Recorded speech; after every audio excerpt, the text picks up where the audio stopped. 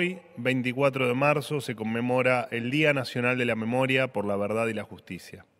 Como ustedes saben, el gobierno del presidente Milei tiene un compromiso inclaudicable con los derechos humanos. Y contar la historia completa es una tarea crucial en este camino.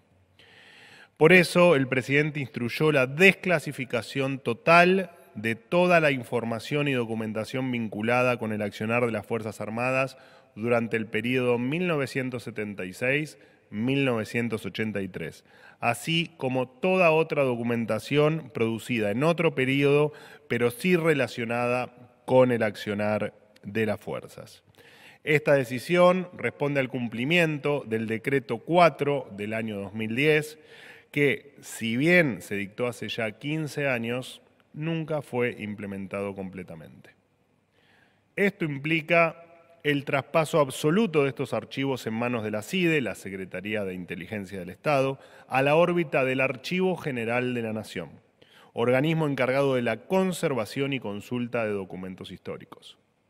Durante décadas, los archivos en manos de la CIDE permanecieron en las sombras y solo los gobiernos de turno tuvieron acceso a esta información secreta. A pesar de eslóganes vacíos sobre su compromiso con la verdad, la memoria y la justicia, estos documentos fueron utilizados como un botín de guerra, vaya a saber uno con qué objetivo.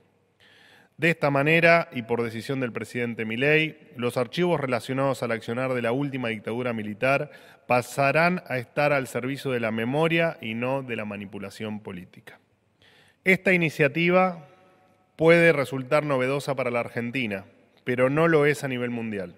En muchos países del mundo ya se ha avanzado en procesos de desclasificación.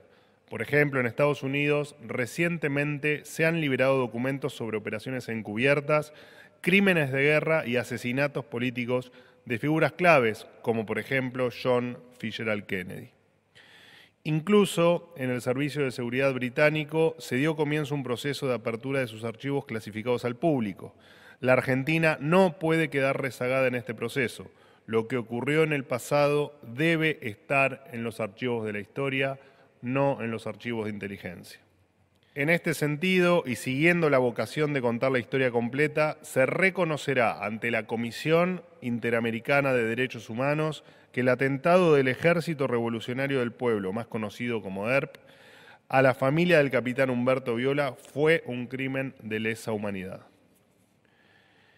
En este atroz atentado, ocurrido el 1 de diciembre de 1974 en Tucumán, un grupo de guerrilleros, con escopetas y ametralladoras en mano, interceptaron el auto en el que el capitán viajaba con su familia. Su esposa, María Cristina Picón, embarazada de 5 meses, y sus 2 hijas, María Fernanda, de 5 años, y María Cristina, de tan solo 3 años.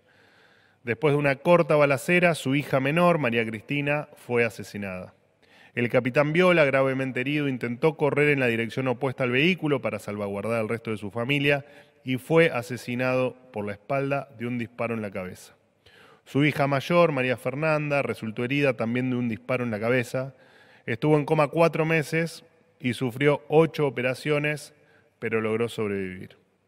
Su esposa, que afortunadamente salió ilesa del atentado, falleció en el año 2021 después de pasar el resto de sus días bregando por justicia, dado que tuvo que ver cómo los asesinos de su hija y su esposo, de apellidos Núñez, Carrizo, Paz y Emperador, fueron liberados hacia finales de la década del 80.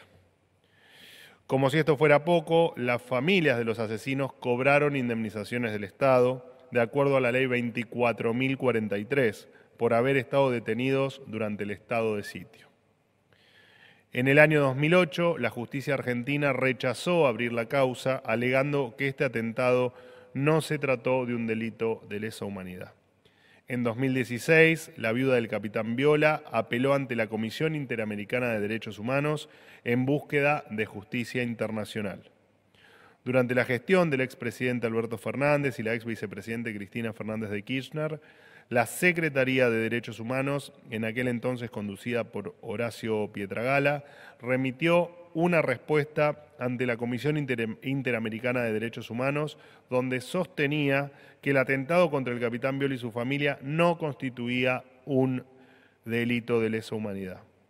Bajo la presidencia de Javier Milei y habiéndose revisado los antecedentes del caso, se decidió entablar diálogo con la familia, llegando a un acuerdo histórico de solución amistosa, donde se revierte la mirada sesgada e ideologizada que sostuvieron gobiernos anteriores respecto a los trágicos sucesos de la década del 70. Para el gobierno del presidente Milei, el asesinato del capitán Viole y de su familia constituyó un crimen de lesa humanidad. Este 24 de marzo y todos los días es necesario tener memoria completa de la historia de nuestro país y una memoria completa de la historia de nuestras Fuerzas Armadas.